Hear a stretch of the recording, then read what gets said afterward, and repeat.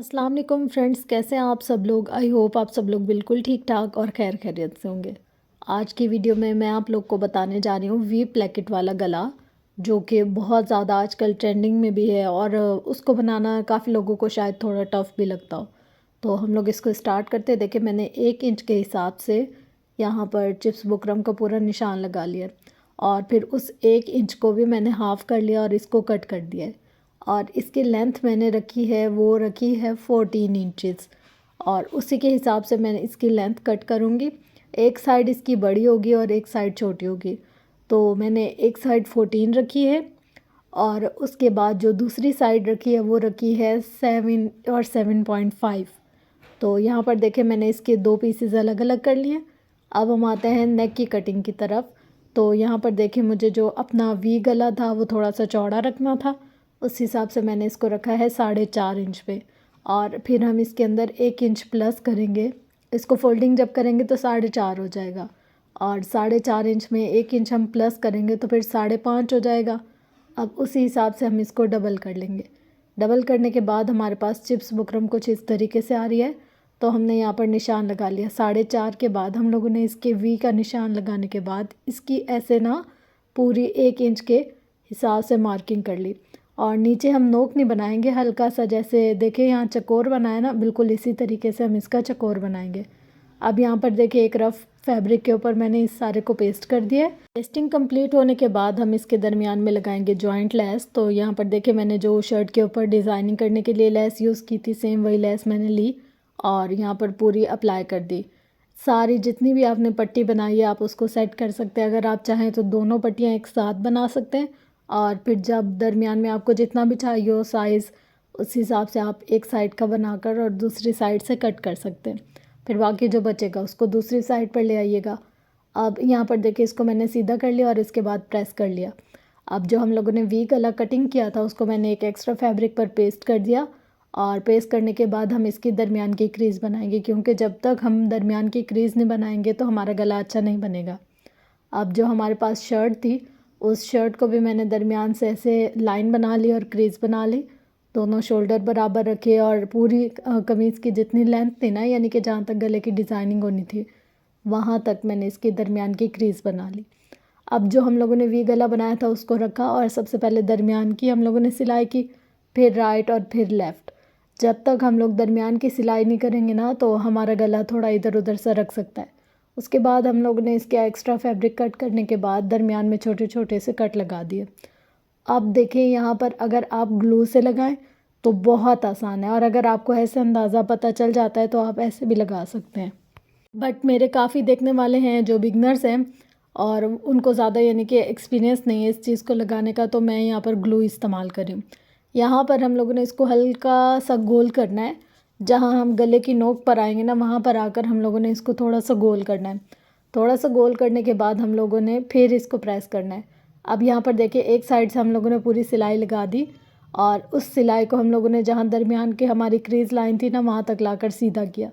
तो देखिए, कुछ इस तरीके से बना। अब हम लोग इसके दूसरी साइड भी सिलाई करेंगे।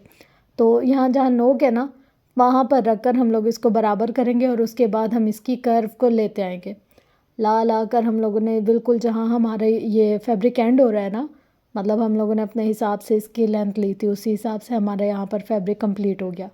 तो यहाँ लाकर हम लोगों ने इसको कर लिया फोल्ड। फोल्ड करने के बाद इसकी जैसे एक बॉक्स शेप होती है वो बनाई और दूसरी साइड को भी ऐसे फोल्ड कर दिया। अच्छा, इसके अंदर अगर आप ओरेब पट्टी लेंगे तो वो ज़्यादा अच्छी होगी, क्योंकि ओरेब पट्टी ना आप लोग को कर्व करने में थोड़ी आसान रहती है। और अगर आप स्ट्रेट पट्टी लें तो भी बहुत अच्छी रहेगी, बट ओरेब पट्टी जो होती है ना, उसको हम लोग कर्व आसानी से कर सकते हैं। स्ट्रेट पट्टी को फिर भी मैनेज करना थोड़ा सा मुश्किल है, बट जो कर्व पट्टी होती है ना, उसको मैनेज करना कुछ मुश्किल नहीं है। अब यहाँ पर हल्के हल्के से जो झोल आ रहे हैं ना मेरे पास, तो मैंने इसको क्या किया, एक जगह पर सारे झोल को इकट्ठा नहीं किया, बल्कि थोड़ी थोड़ी थोड़ी थोड़ी चुनिट होती है ना जैसे, उस हिसाब से मैं इसको लेकर गई और फिर मैंने इसका पूरा कंप्लीट कर दिया। अब जितना भी मुझे फ़ोल्डिंग करना है उसी हिसाब से मैंने इसको रखा और फ़ोल्डिंग करते करते इसकी सिलाई को कंप्लीट किया। यहाँ तक हमारी वी नेक जो है वो तैयार हो गई। अब जो इसका मेन काम है वो है इसकी थोड़ी सी डिज़ाइनिंग। लेकिन उससे पहले मैं आपको इसका बॉर्डर दिखा दूँ कि हम लोगों ने बॉर्डर कैसे बनाया। यहाँ आपको पीछे इसकी नोक नज़र आ रही होगी ना, तो हम लोग अक्सर ऐसा करते हैं कि हम लोग लाते हैं शर्ट और फिर हम लोग शर्ट को ख़त्म कर देते हैं एंड में और उसको सीधा कर देते हैं। तो अगर आप सीधा कर कर सिलाई करते हैं ना, तो उससे क्या होता है कि आपकी ना नोक कभी आगे हो जाती है और कभी पीछे। लेकिन जब आप तिरछा कर कर सिलाई करते हैं तो उससे एक खूबसूरत सी शेप आती है। तो यहाँ पर देखिए, जहाँ जहाँ मेरा जिस जिस कलर का कपड़ा था ना, उसी कलर का ही धागा लिया मैंने। और ये दूसरी साइड है इसकी, जहाँ मैं इसकी नोक को लेकर आई, और सेम एग्जैक्ट जहाँ हमारे चौक की नोक आ रही है ना, जहाँ हम लोगों ने दामन की पट्टी लगाई है, वहाँ पर ही मैंने इसका कोना बनाया, नोक बनाकर इसको कर दिया कट। यहाँ देखिए, अब हमारे पास जहाँ सुरमई कपड़ा था वहाँ सुरमई धागा, जहाँ ब्राउन कपड़ा था वहाँ ब्राउन धागा। पूरे सूट की मैं इसी तरीके से ही सिलाई करूँगी कि अगर मैंने इसके अंदर छोटे छोटे से पैच लगाए भी हैं, तो जो पैच जिस कलर का होगा उसी कलर का ही इस पर धागा इस्तेमाल होगा। यहाँ पर देखिए इसकी नोक कितनी अच्छी बनी है, कॉर्नर कितना अच्छा बना है। और अब हम आते हैं नेक की तरफ। वो वाला नेक हम लोगों ने कंप्लीट कर लिया था। उसके बाद हम लोगों ने इसके ऊपर छोटा सा कोई टिश्यू का, नेट का, किसी भी कपड़े का, अगर आपके पास फ्लावर हो तो आप लगा लें। और अगर आपके पास कोई फ्लावर नहीं पड़ा हुआ और आप बनाना चाहते हैं तो उसकी भी इंशाल्लाह मैं कुछ दिनों में आप लोगों के साथ वीडियो शेयर करूँगी। यहाँ पर हम लोगों ने ले ली एक मतलब जो नग वाली लैस होती है ना, स्टोन वाली, वो वाली। और उसके बाद हम लोगों ने इसके अंदर हल्की हल्की सी इसकी लेयरिंग करनी। लेयरिंग करने से क्या होगा कि ये जो फ्लावर है ये पक्का हो जाएगा और उसके बाद कहीं इधर उधर सरकेगा नहीं।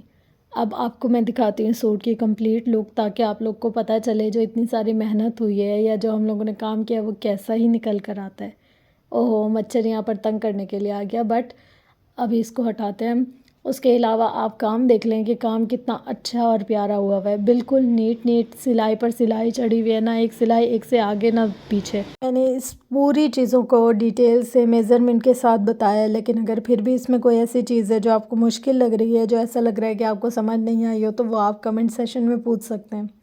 वी नेक बनाने के लिए आपको थोड़ी सी कर्व बनानी आनी चाहिए। जब तक आपकी कर्व अच्छी नहीं बनेगी तब तक आपका वी नेक अच्छा नहीं बनेगा। तो इसी हिसाब से हम इसकी कर्व के साथ रख रख कर वी नेक बनाएंगे। और ये वाला हमारा ऐसा ड्रेस था जिसकी लेंथ पूरी नहीं थी, तो हम लोगों ने इसके अंदर पैचेस का काम किया। अगर आपको पैचेस के बारे में डिटेल चाहिए तो आप प्रीवियस वीडियो में देख सकते हैं। बहुत ही छोटी सी वीडियो है, बट उसमें इन्फॉर्मेशन है कि हम लोगों ने कैसे कैसे इसके पैचेस को जॉइंट किया। ये जस्ट एक आइडिया है, अगर आप अपने ड्रेसेस बनाना चाहते हैं तो आप यहाँ से आइडिया लेकर अपने ड्रेसेस को बना सकते हैं। बहुत ही सिंपल तरीका है, लेकिन ये है कि देखने में भी बहुत ज़्यादा क्लासी लगता है और आपका जो कम कपड़ा होता है ना, उसमें भी कुछ ना कुछ ऐसा अरेंजमेंट हो जाता है कि आप आसानी से उसको वेयर कर सकते हैं।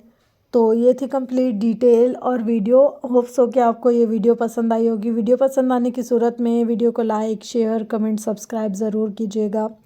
फ्रेंड्स, कोशिश ये होती है कि आप लोग के साथ सब कुछ डिटेल्स के साथ शेयर करूं, लेकिन अगर फिर भी कोई चीज़ रह जाए तो उसके लिए रियली सॉरी। इंशाल्लाह मिलते हैं नेक्स्ट वीडियो में। अल्लाह हाफिज़।